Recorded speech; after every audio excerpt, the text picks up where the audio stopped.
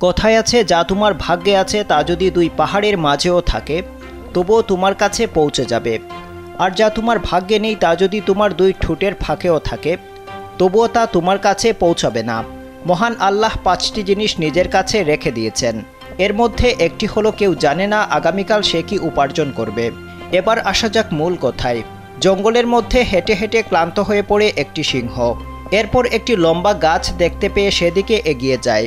খাবারের খুঁজে রোদের মধ্যে হাঁটতে হাঁটতে ক্লান্ত হয়ে ওই গাছের ছায়ায় বসে পড়ে সে। এ সময় গাছ থেকে ভারী কিছু একটা সিংহের পেছনে পড়ে।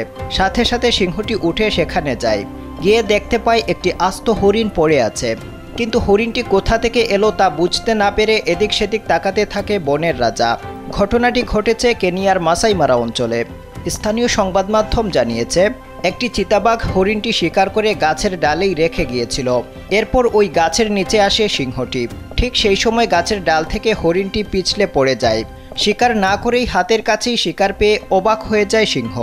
মহান আল্লাহ মানব সৃষ্টির পাশাপাশি তাদের প্রয়োজন পূরণের জন্য সব ক্ষেত্রেই সৃষ্টি করেছেন জীবজন্তু ও উদ্ভিদ। এগুলো মহান আল্লাহর সুবিশাল সৃষ্টির অংশ। জমিনে বিচরণকারী সব প্রাণীর রিজিকের দায়িত্ব মহান আল্লাহর। এমন কোনো প্রাণী নেই যার রিজিকের ব্যবস্থা তিনি করেননি। এ বিষয়ে পবিত্র কোরআনের সূরা হুদের 6 নং আয়াতে বলা হয়েছে, আর জমিনে বিচরণকারী সবার জীবিকার দায়িত্ব মহান আল্লাহর, এবং তিনি সেসবের স্থায়ী অস্থায়ী অবস্থান ক্ষেত্র সম্বন্ধে অবহিত।